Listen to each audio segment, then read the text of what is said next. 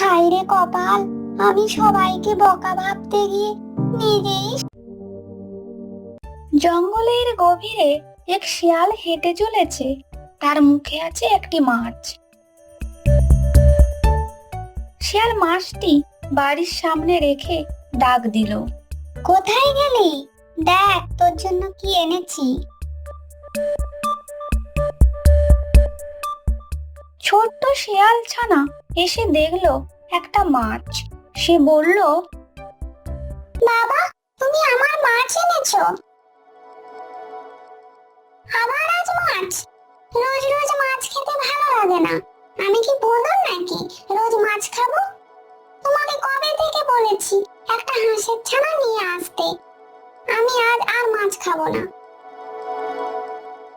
আরে, আমি পুরো জঙ্গল চষে ফেলেছি, হাঁসের ছানা কোথাও চোখে পড়লো না।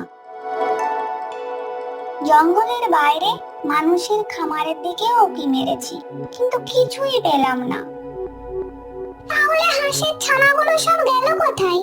না না, আমি কিচ্ছু জানি না। আমার হাঁস ছানার মাংস চাই চাই। আমার বন্ধু বলেছিল হাঁস ছানার মাংস খেতে খুব ভালো ও সুস্বাদু। আচ্ছা, আজকের মতো মাছটা খেয়ে পেটটা ভরিয়ে নে। কাল আমি যেখান থেকে পারি হাঁস ছানা জোগাড় করে আনবো। ঠিক আছে, আজকের মতো খেয়ে নিচ্ছি। কাল আমার হাঁস ছানার মাংস চাই কিন্তু। রাতভর চিন্তায় ঘুম হচ্ছিল না শিয়ালের।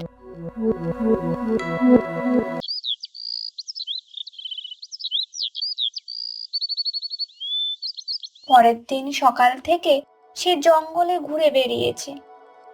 কখনো নদীর ধারে, কখনো ঝোপের আড়ালে, কিন্তু না, হাঁসছানার খোঁজ মেলেনি। প্রায় দুপুর হয়ে গেল। জঙ্গলের মধ্যে চিন্তায় পায়চারি দিতে লাগলো। বারবার তার হাঁসছানার শুধু কথা ভেবেই যাচ্ছে, কিন্তু হাঁসছানার খোঁজ আর মিলছে না। তার ছানাটার মুখটার কথা মনে পড়ছে। আজও যদি খালি হাতে বাড়ি ফিরে যাই ভাবতেই তার ধর ধর করে উঠছে বুকটা। জঙ্গলের শুকনো ডালে বসে লক্ষ্য করেছিল একটি কাক। অনেকক্ষণ ধরে শেয়ালটি এদিক ওদিক হেঁটে বেড়াচ্ছে।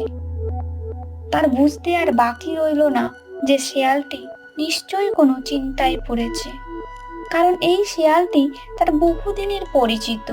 সে নিচে নেমে এলো। বন্ধু, সকাল থেকে তোকে দেখছি খুব চিন্তিত। তোর মুখটা এত শুকনো কেন? আর বলিস না ভাই, ছানাটা কদিন ধরে বায়না ধরেছে হাঁসের মাংস খাবে, তার জন্য এত চিন্তা। আরে, পুরো জঙ্গল চষে ফেলেছি, কিন্তু একটা হাঁস ছানা দেখতে পেলাম না। ব্যাপারটা গুরুতরই বটে। কাল একটা মাছ নিয়ে ভুলিয়েছিলাম, আজ যদি না পাই ছানাটা আবার কান্না শুরু করবে। তোর ছানার জেদ তো ছোটবেলা থেকেই জানি, যা চাইবে তাই দিতে হবে, না পেলেই মুশকিল। তাই তো ভাবছি কি উপায় বের করব। কাক কিছুক্ষণ চুপচাপ রইল, তারপর ধীরে ধীরে বলল, শোন, কাল সন্ধ্যায় উঠতে উঠতে একটা জায়গা চোখে পড়েছিল। জঙ্গলের শেষ মাথায় একটা পুকুর আছে। সেখানে কয়েকটি হাঁস চোখে পড়েছিল। দু একটা হাঁস ছানাও ঘোরাঘুরি করেছিল। তুই আমার সত্যিকারের বন্ধু ভাই, চল চল, আমাকে তাড়াতাড়ি জায়গাটা দেখিয়ে দে। কাক আকাশে উঠতে গিয়েও আবার নেমে এলো। তার মুখের ভার গম্ভীর হয়ে গেছে। কি হলো, হঠাৎ চুপ হয়ে গেলি কেন? তোকে একটা কথা আগের থেকে বলে রাখা ভালো। কি কথা, বল। পুকুরে একটা কুমির থাকে, সে হাঁসগুলোকে পাহারা দেয়। তবে যদি আমার বুদ্ধি মতো কাজ করিস তাহলে হাঁস ছানা ধরতে পারবি। তবে একটা কথা মনে রাখবি, আমার ভাগের মাংস রেখে তারপরে খাবি। একদম চিন্তা করবি না, আগে তোর ভাগ রেখে তারপরে অন্য কাজ। আজ থেকে আমি তোর বুদ্ধিতেই চলবো। তোরও পেট ভরবে, আমার ছানাটারও পেট ভরবে। এই তো চাই, শক্তিতে কুমিরকে হারাতে পারবো না, কিন্তু বুদ্ধিতে তো পারবো। আয়, আমার পেছনে পেছনে আয়।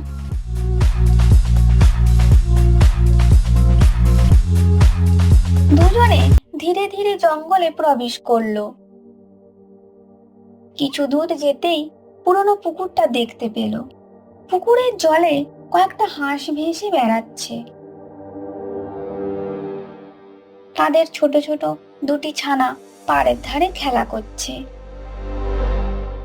পুকুরের মাছের দিকে লক্ষ্য করতেই দেখলো এক কুমির। শিয়ালের পা কেঁপে উঠল। ওই তো কুমিরটা দেখছিস? দেখেছি তো, মুখটা তো সেদিকে আছে। এখন কি করব তাহলে? কাক একটু হেসে পাশের ডালে বসলো। চুপচাপ থাক, আমি যা বলছি ভালো করে শোন। কুমিরটা খুব লোভী। আমি একটা মাছ নিয়ে পুকুরে সে পারে ফেলবো। মাছ দেখে কুমিরটা ওদিকে ছুটবে, আর সেই সুযোগে তোকে কাজটা শেষ করতে হবে। সত্যি, তোর মতো বন্ধু থাকলে আমাকে কোনোদিন না খেয়ে দিন কাটাতে হবে না। কথা মতো কাকটি একটা মাছ নিয়ে পুকুরের পাড়ে ফেললো, আর কুমির তার ধরার জন্য দৌড় দিল। সেই সুযোগে শিয়াল ঝোপ থেকে বেরোলো। সব হাঁস চিৎকার করতে করতে দিল দৌড়। একটা হাঁসছানা পেছনে রয়ে গেল। শিয়াল সেই ছানাটাকে নিয়ে জঙ্গলে প্রবেশ করলো। হায় হায়, আমার সব শেষ হয়ে গেল। আমার ছানাটাকে তো শিয়ালটা নিয়ে পালালো। কুমির ধীরে ধীরে কাছে এলো। সবাই ভালো করে শোন, আজ থেকে কেউ বাইরে একা বেরোবে না। শত্রু আমাদের আস্তানার সন্ধান পেয়েছে। আমি বাড়ির সামনে সব সময় থাকবো। আমরা তো এখন সব সময় শত্রুর নজরে থাকবো। কিভাবে বাচ্চাদের নিয়ে খাবার সংগ্রহ করব? আমরা কি আর বেঁচে থাকতে পারবো না? সবাই শিয়ালের পেটে যাব। তোমরা চিন্তা করো না, আমি সমস্ত শক্তি দিয়ে তোমাদের রক্ষা করব। তোমরা নিশ্চিন্তে ঘুমিয়ে পড়ো, আমি সারা রাত বাড়ি পাহারা দেব। অন্যদিকে হাঁসছানার একটুকরো মাংস আর বাকি নেই।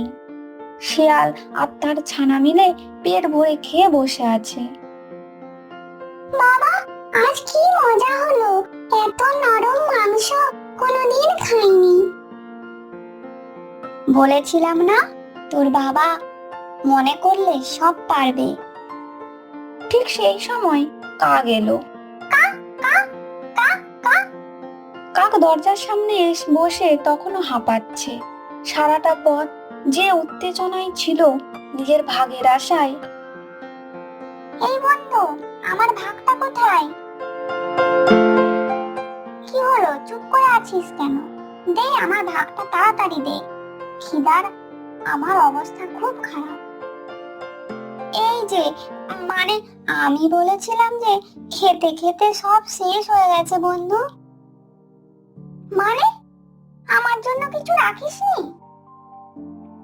খুব সুন্দর, সুস্বাদু মাংস, খেতে খেতে সব শেষ। বাবা কালকে আবার আনবে। আমার বাবার খুব বুদ্ধি, সে বলেছে যে সে সব পারে।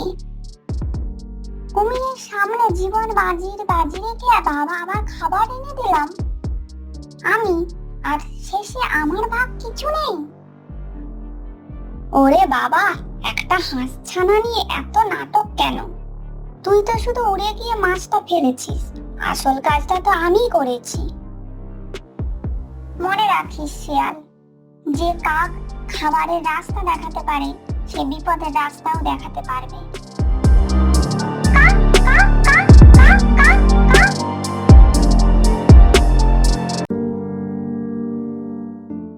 কাক আর কোনো দিকে না গিয়ে সোজা চলে এলো হাঁসের ডেরায়। এসে একটা গাছের ডালে বসলো। সে বুঝতে পেরেছে শেয়াল স্বার্থপর, লোভী ও বিশ্বাসঘাতক। তাকে উচিত শিক্ষা দিতে হলে কুমিরকে বন্ধু বানাতে হবে।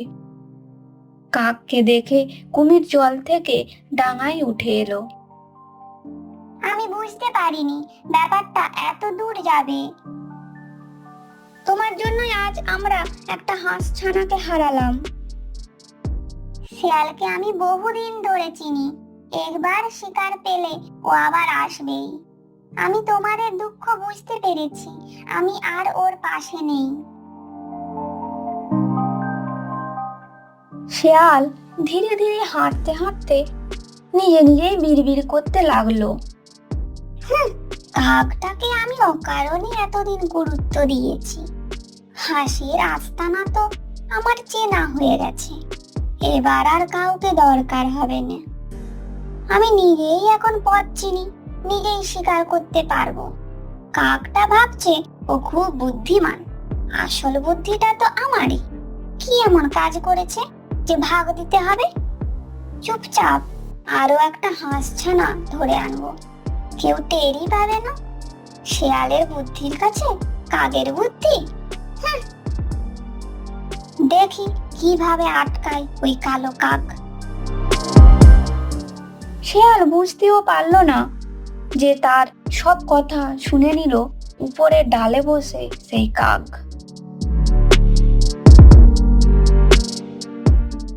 আর কোনো সন্দেহ নেই, লোভী শেয়াল আরো হাঁসছানা ধরার প্রস্তুতি নিয়েছে। আমাদের এমন ব্যবস্থা করতে হবে শিয়ালটা বুঝে ওঠার আগে সব শেষ। ভালো খবর তাহলে, উপযুক্ত শিক্ষা দেওয়ার সময় এসেছে। আমি যেমন যেমন বলছি সব সেই মতো তৈরি হয়ে নাও।